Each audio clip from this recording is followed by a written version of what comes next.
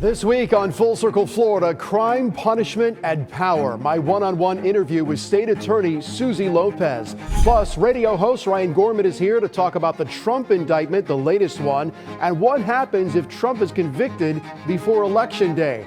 And my interview with Florida House Speaker Paul Renner, insurance, inflation, and immigration. Welcome, everyone, here to Full Circle Florida. You may not know his name, but you definitely know his work. Florida House Speaker Paul Renner was in charge of passing every piece of major legislation Governor DeSantis wanted, from the 6-week abortion ban to the Disney takeover to permitless guns. So what comes next, and what does it really mean for you? Here's my conversation. So talk to me about insurance. How much worse do you think it's going to get before it gets better? Well, that I can't predict, but I can tell you that it is getting better underneath and inside of the market, which is really what we would want to look for if the market's going to heal and get better.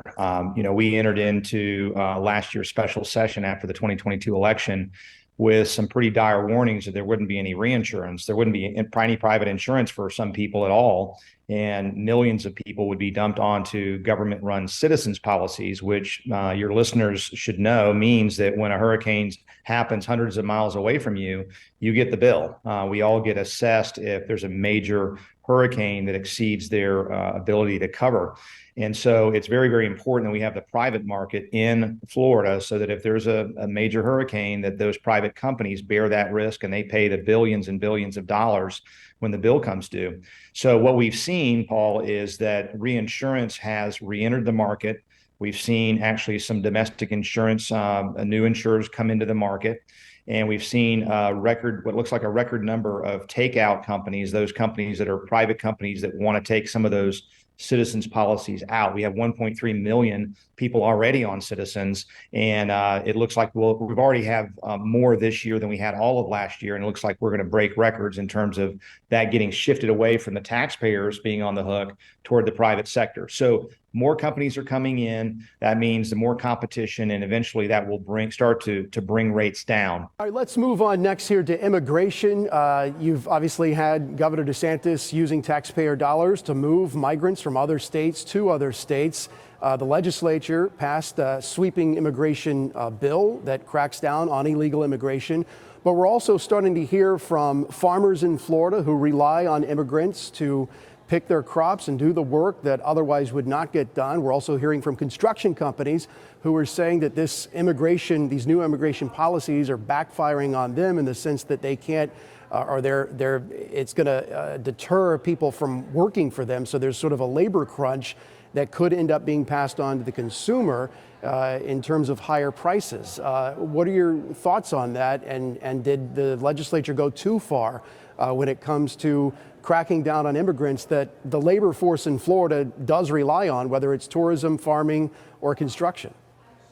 Well, look, there's nothing wrong with enforcing the law of the land, and this is federal law, not state law. The state doesn't have the capacity to do that, but we can encourage and take measures to make sure that federal law on immigration is enforced, and that's what we did. I think a lot of those concerns were spurred by some partisan activity because the bill does not cover anything retroactive. So employees that were already in place are in place. There's no additional measures that have to be taken. It doesn't cover companies under 25 permanent employees.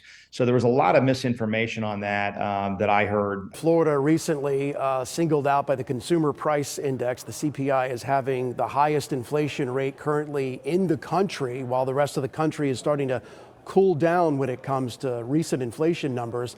What do you make of that? Why do you think that's happening in Florida? I don't know if insurance has something to do with that, but certainly the housing crunch that you're seeing here, where you have home prices skyrocketing, rent prices skyrocketing. How do you square that with Floridians who are trying to get by? Well, first, let's put responsibility where it belongs, which is with the Federal Reserve and those in Congress that spent trillions and trillions of dollars after we were coming out of the short COVID recession and the economy was rebounding. That was a dramatic increase in government spending that every economist, left, right, and center, will tell you after 12 to 18 months is going to generate inflation. And in fact, it has been crushing family budgets. So that's where really the fault of inflation lies.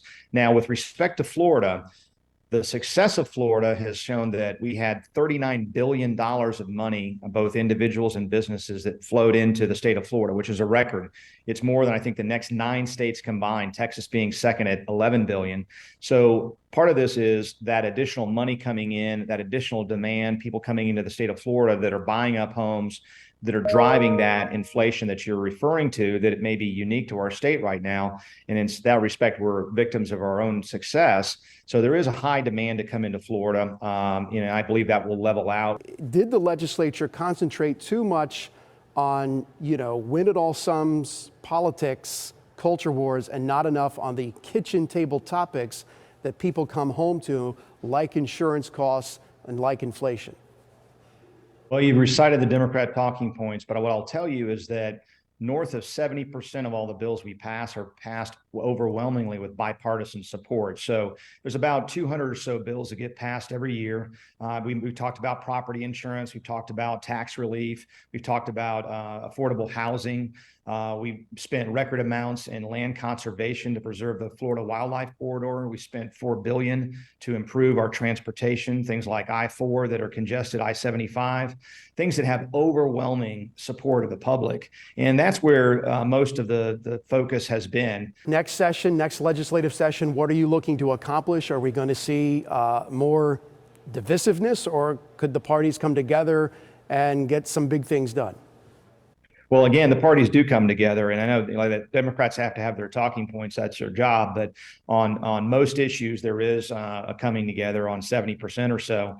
And I think we'll focus certainly on healthcare, making sure that we're doing whatever we can to improve access, lower cost, and improve quality. Those are the big 3 things you look at in a great healthcare policy. So we'll look at healthcare in a significant way.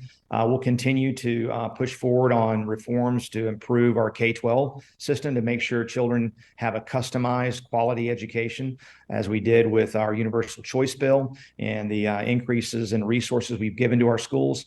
We'll continue down that path. We'll also look at energy and making sure that Florida has a resilient energy policy so that we have low cost, reliable, and domestically produced energy. 2024 right around the corner. Speaker Paul Renner, thank you for your time, sir. Appreciate it.